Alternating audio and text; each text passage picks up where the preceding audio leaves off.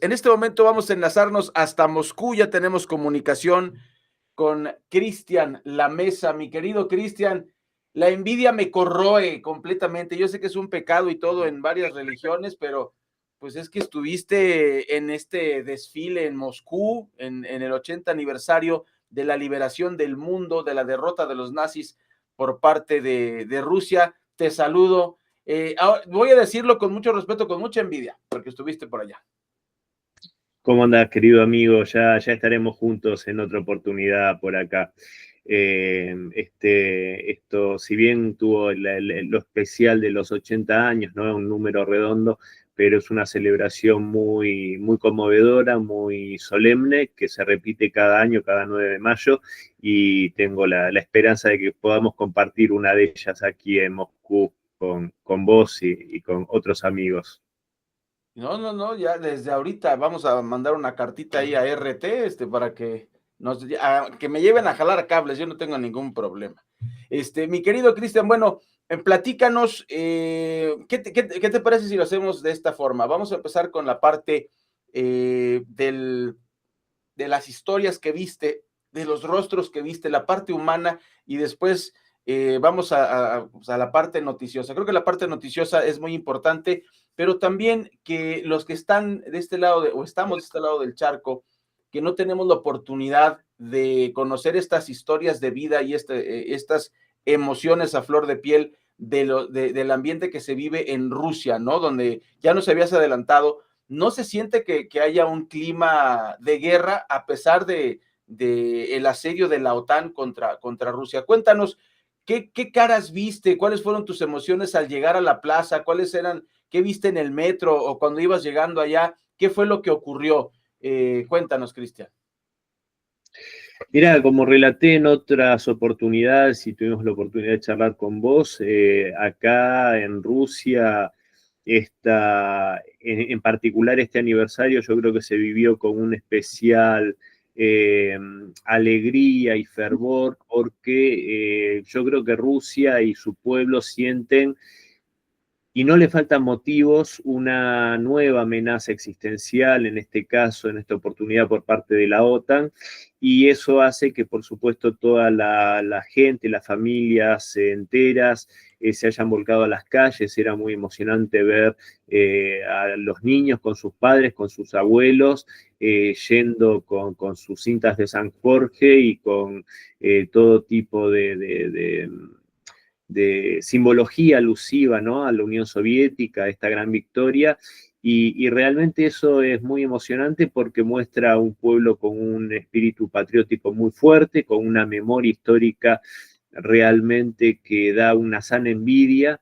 Para nosotros en nuestra región hay veces que la memoria histórica se hace como algo un poco difuso, ¿no? Algo que pertenece a los libros de historia, y acá esto es algo tangible, es algo que es memoria en cada familia, desgraciadamente, por la enorme magnitud que tuvo el intento de exterminio de este pueblo por parte del nazismo, hace que prácticamente no haya una familia en todo el país, en toda Rusia, incluso en los países que formaron parte de la Unión Soviética, que no tengan por lo menos un familiar que no haya sido víctima justamente de la barbarie nazi, que no haya muerto en la guerra patria. Entonces eso, por supuesto, que hace que no sea algo, como decía recién, de los libros de historia, que amo a los libros de historia, pero esto es historia vívida, es historia que está en cada familia, en los genes, y repito, creo que un poco fue un grito de rebeldía también ante esta nueva amenaza existencial, en un entorno que ya lo hablaremos en lo que es la reseña, ¿no? En lo noticioso, como vos bien decías hace unos segundos, eh, con el acompañamiento increíble de tantos jefes de Estado, pero el pueblo realmente se dio cita, y cada rincón de Rusia estuvo engalanado este festejo y esta conmemoración solemne. Y yo creo que, y con esto cierro, cuando se retiraba el presidente Putin, después de saludar a todos los comandantes que encabezaron cada una de las formaciones que desfiló en la Plaza Roja y a las formaciones extranjeras también de los países que acompañaron este festejo, tropas de China, de Vietnam, de Laos, si no me equivoco, bueno, de varios países se me van ahora, de Egipto, bueno, de varias naciones, y también cuando saludó a los representantes, a los comandantes de Corea del Norte, fue un momento muy emotivo ese, Claro. y cuando se retiraba hacia los jardines de Alejandro, donde está la tumba al soldado desconocido, donde se hizo esa emotivo ofrenda floral por parte de los mandatarios extranjeros, cuando se retiraba de las tribunas donde estaba el pueblo ruso, no hacía más que bajar el canto de Rusia, Rusia, Rusia, y el reconocimiento a su líder, a Vladimir Putin, a un defensor de su pueblo y de su país, y creo que esa es la síntesis más brillante que te puedo brindar, querido amigo Ray. No, muy emotivo, mi querido Cristian, y creo que, ¿qué te parece si hacemos este ejercicio? Ahora vamos a darnos un clavadito en el pasado, porque escribes algo muy interesante que me parece que no debemos dejar pasar. Ya lo charlamos en la última mesa, yo lo he dicho varias veces. El grupo de los 7 está integrado por el eje nazifascista, si se me permite el término. No se espante, el grupo de los 7, los que gobiernan el mundo, tienen en ese club, en esa membresía, en esa élite de dominación mundial, está Alemania, Italia y Japón, quienes querían adueñarse del mundo. Entonces ya se juntaron con los otros que pues ganaron la Segunda Guerra Mundial. ¿Por qué lo digo, mi querido Cristian? Porque tú haces una lista de empresas que ahorita podrían parecernos pues la vanguardia, la aspiración, ¿no? ¿Quién no quiere tener un Mercedes-Benz? Pues un BMW, un Audi último modelo, fantástico. Bueno, estas empresas las mencionas junto con Siemens, junto con BASF, con Bayer, que incluso es dueña de equipos de fútbol, que estuvieron relacionadas con el nazismo y que apoyaron a Hitler. Tú lo comentas. Este clavado en la historia es importante porque esas empresas permanecen y no creemos que el nazismo haya resurgido, simplemente pues se ocultó muy hábilmente por parte de los medios corporativos.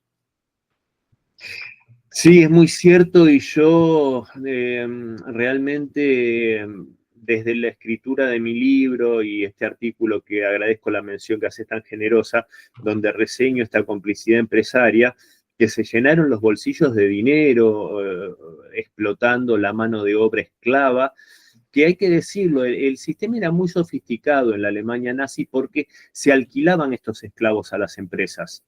O sea, era alquilar trabajadores a un precio muy bajo, por supuesto, porque era mano de obra esclava, lo cual beneficiaba a la empresa y beneficiaba a la maquinaria inmunda del nazismo, ¿no? Y esas empresas que se beneficiaron eran incluso, bueno, como figura ahí la filial alemana de Ford Motor Company, empresas bancarias estadounidenses se beneficiaron también de esto. Y a mí, sinceramente, como gozaron de impunidad, no es que pagaron sus culpas y pidieron perdón encarecidamente, sino que taparon con dinero e influencia su oscuro pasado, sus pecados, y eso es algo que a mí me molesta mucho. Vos decías, ¿quién no quisiera tener un Mercedes-Benz?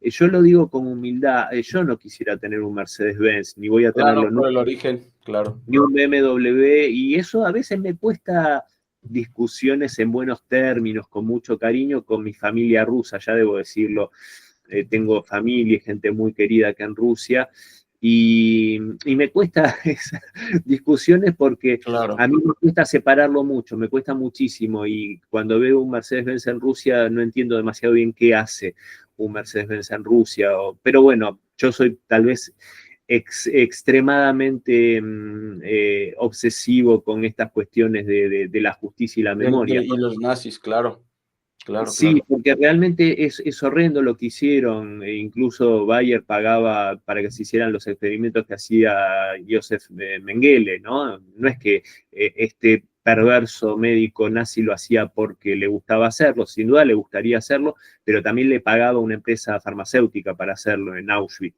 Claro. y bueno, todo eso creo que es parte de la memoria y de desnudar, como vos muy bien decís, y vos también con tu trabajo haces una labor muy valiosa por la memoria histórica.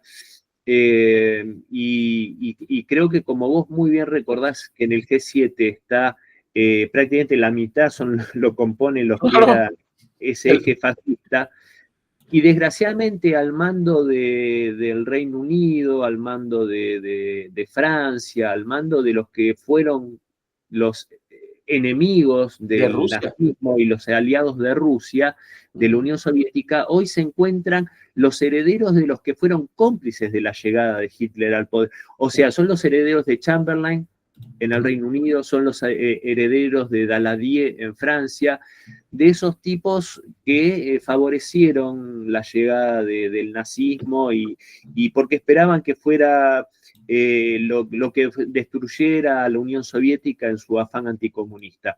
Le salió muy mal la jugada, hubo un error de cálculo ahí, tuvieron que ellos también enfrentarse a la Alemania nazi.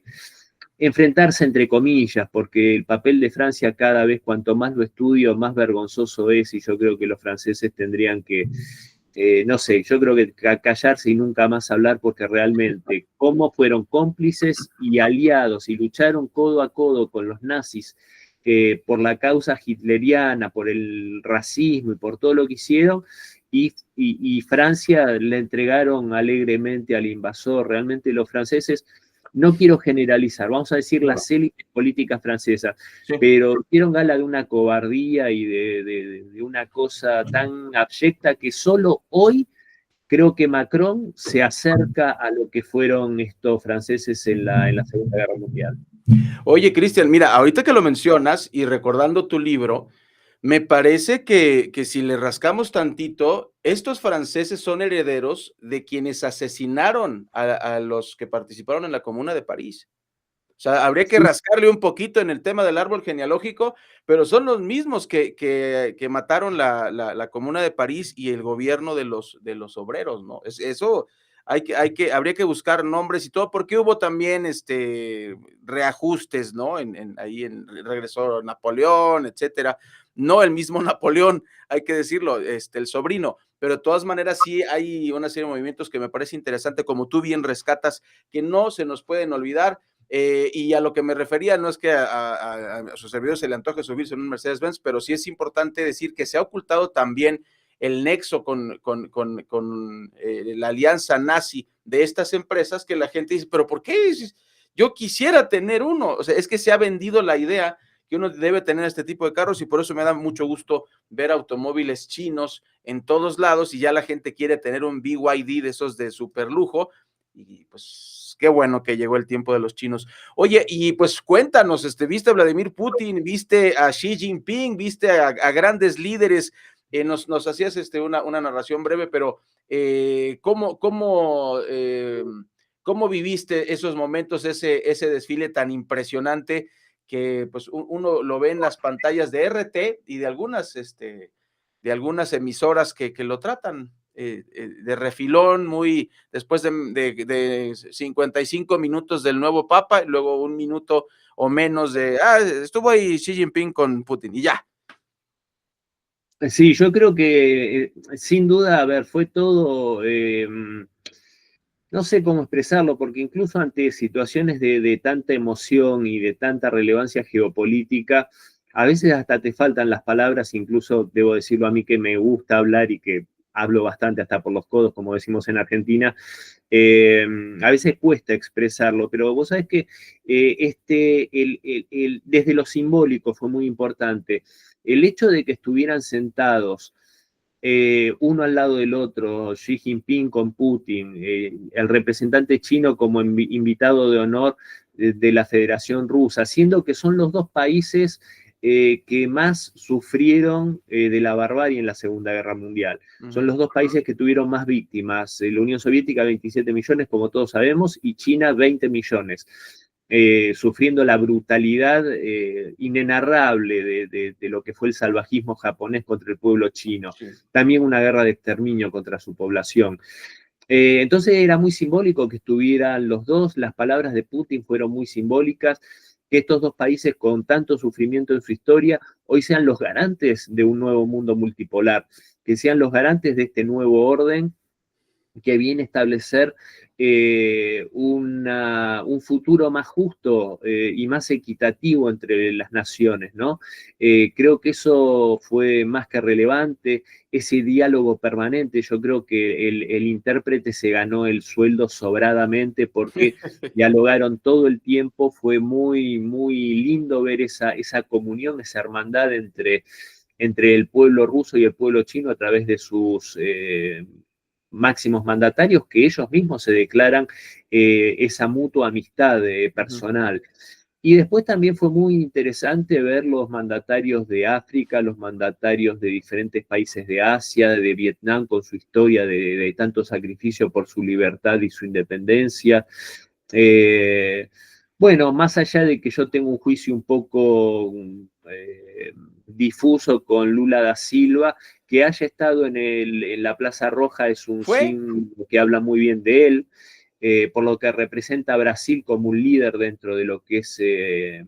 Iberoamérica y los BRICS, por supuesto. Y me pareció súper importante, obviamente, que no sorprende la presencia de el camarada Alexander Lukashenko y de otros mandatarios de ex repúblicas soviéticas, pero sí me pareció realmente destacable, y lo voy a hacer en este momento, la presencia de Robert Fico y la presencia del presidente de Serbia, Vučić, porque tuvieron que afrontar, bueno, Fico, como todos saben, el primer ministro de Eslovaquia, aparte del intento de asesinato que sufrió Fico por Sí. defender sus principios y sus convicciones y estar en contra de la guerra de la OTAN contra Rusia a través de Ucrania, Sí. tuvieron la valentía de estar en la Plaza Roja pese a las estúpidas amenazas de esa destemplada e inculta mujer que es Kaja Kallas, la representante de la diplomacia europea. Realmente es un chiste que tenga ese cargo, amenazando a todo el mundo que el que fuese a la Plaza Roja iba a sufrir tremendas Consecuencias. consecuencias. Y una vez que realmente Fico y Vučić dijeron, nosotros vamos, hagan lo que quieran, el papel ridículo, si me permitís, Ray querido, de los países bálticos, ¿no? Esos diminutos países que muchos colegas y amigos le llaman los chihuahuas bálticos, con perdón de los queridos chihuahuas, hermosos y simpáticos canes, Sí, sí. pero por hablar de su insignificante tamaño, ¿no? Los chihuahuas bálticos y Polonia, prohibiendo sobrevolar su espacio aéreo para dificultar y tratar de impedir que estos dos mandatarios llegasen al Kremlin, a la Sí, Plaza claro. Roja. Si lo pensás, Ray, es una actitud tan ridícula, tan Infantil. enfermiza y tan infantil. Claro, es Sí, como sí, el sí. nene caprichoso que empieza a patalear y a decir, no, no te presto el juguete, no te presto el juguete. Yo realmente no sé de dónde han salido estos personajes, pero un flaco favor le hacen a sus poblaciones porque realmente están haciendo no solo un papel tan estúpido frente al mundo, sino que también le están haciendo mucho daño al futuro de sus países. Sí.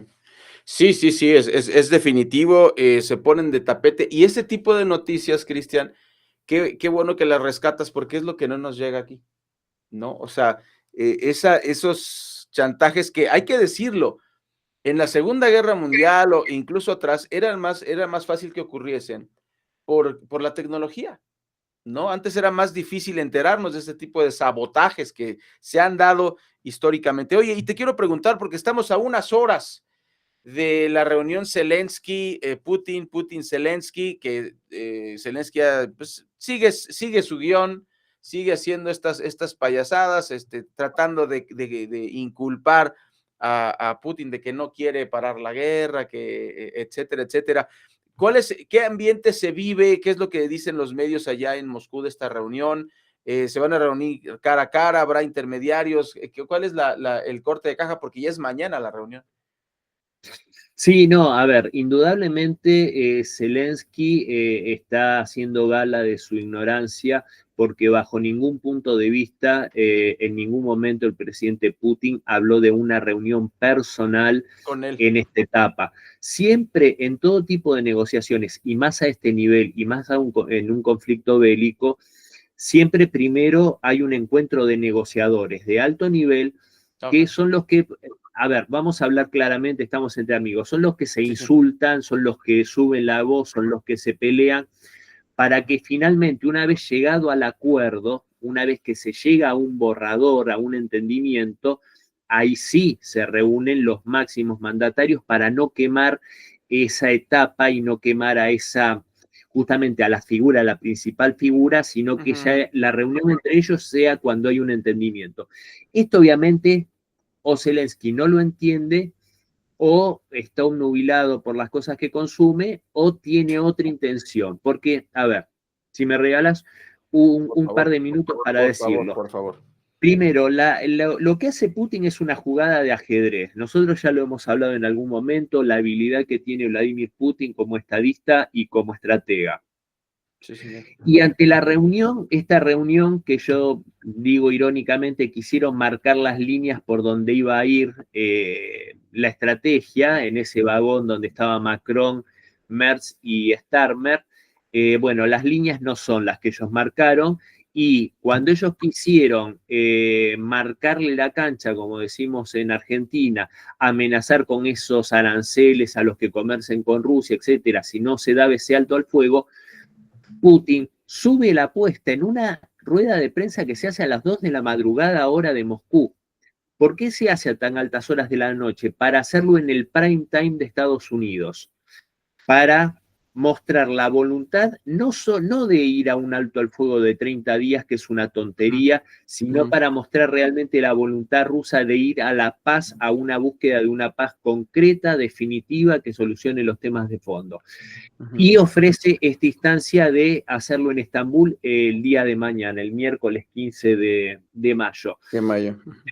Pero por supuesto que esto es a nivel negociadores. Acá en Rusia se maneja con mucha confidencialidad quiénes son los que van a estar del lado.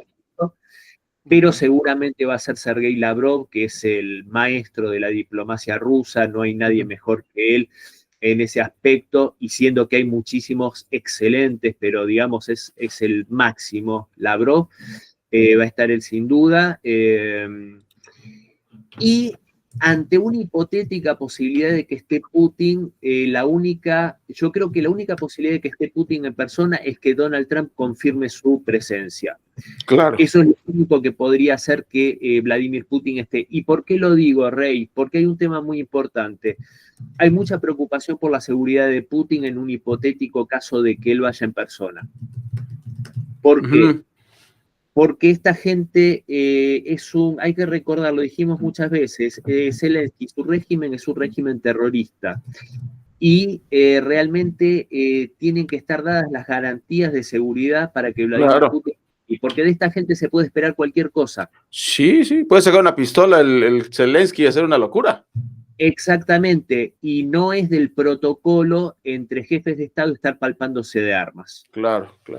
Entonces es un tema muy delicado. Recordemos que hace tan solo 9 años, justamente en Ankara, fue asesinado el embajador de Rusia a tiros en una presentación de una muestra de arte.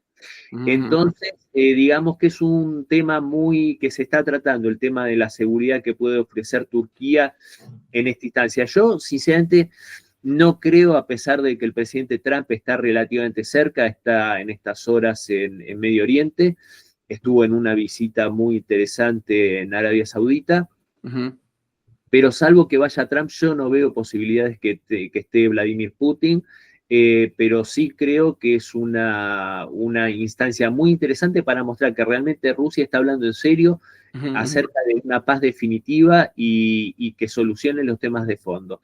Y creo que, como siempre, agarró con el pie cambiado a los europeos y quedaron nuevamente ridículos. Sí, y fíjate, te hago esta pregunta porque registramos la fecha 26 de diciembre de 2024, pues muere el general Konstantin Shmenko. Y luego nos vamos al 6 de noviembre de 2024, el general Pavel Klimenko. Y nos vamos al 25 de abril de 2025, el general Yaroslav Moskalik. Entonces, hay un ambiente, como tú dices, que se debe tomar en cuenta.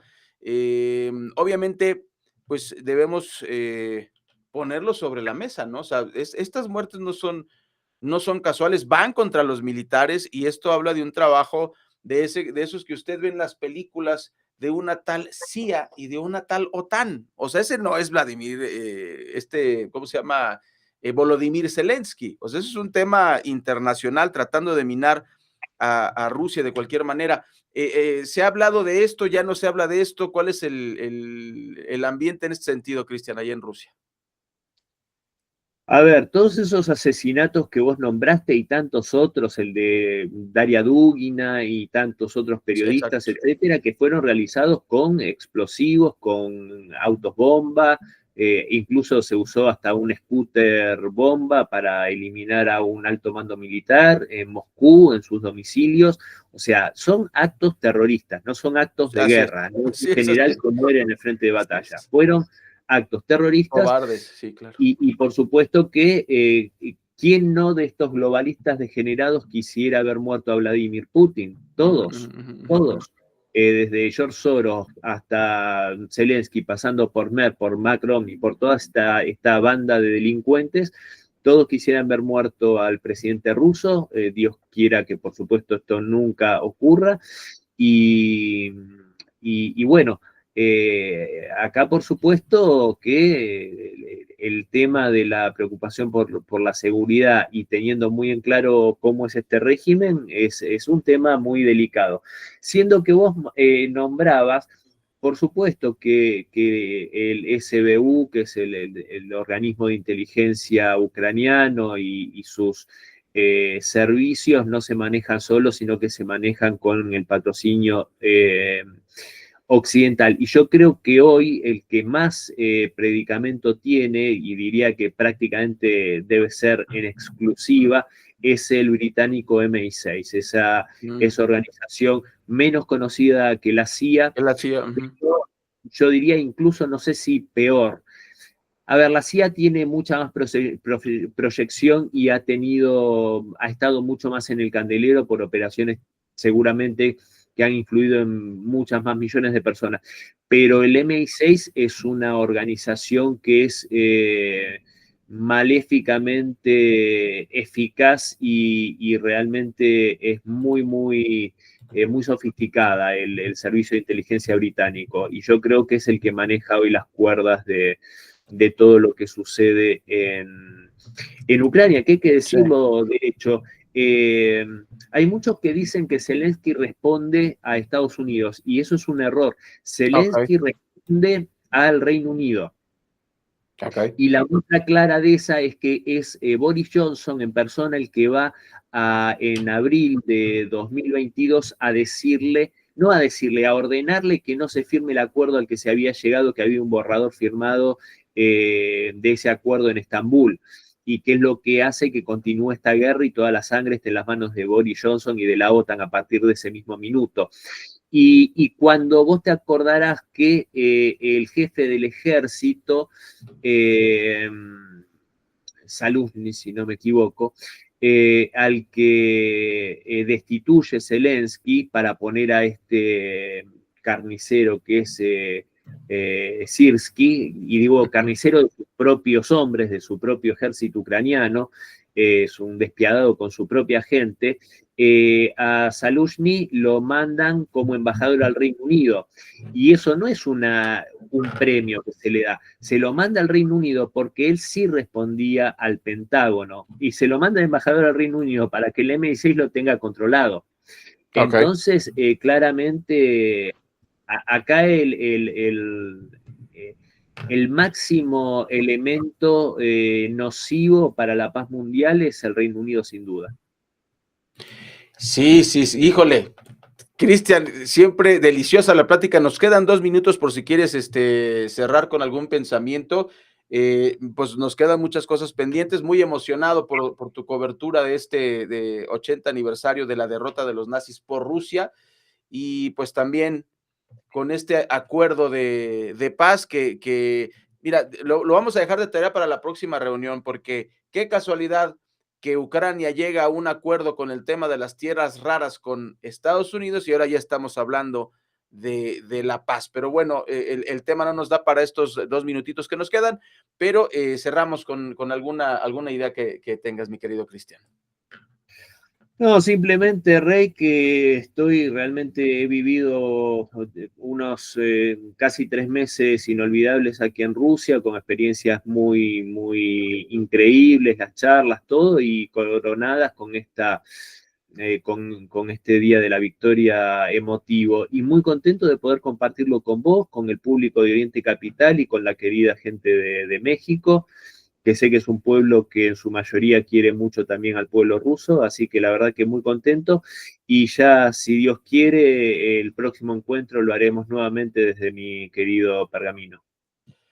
Qué lindo, ¿no? Pues un abrazo, abrazo a tu familia rusa. Muchas gracias por esta cobertura tan puntual, por el privilegio de poder tener contacto desde Rusia, desde Moscú, y con esta ventana a un mundo que nos quieren negar desde Occidente. Muchas gracias, Cristian. La verdadera política, no se la pierda. Miércoles 8:30 de la mañana, tiempo del Centro de México. Gracias, Cristian.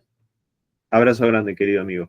Vamos a pausa y regresamos en el informativo de Oriente Capital.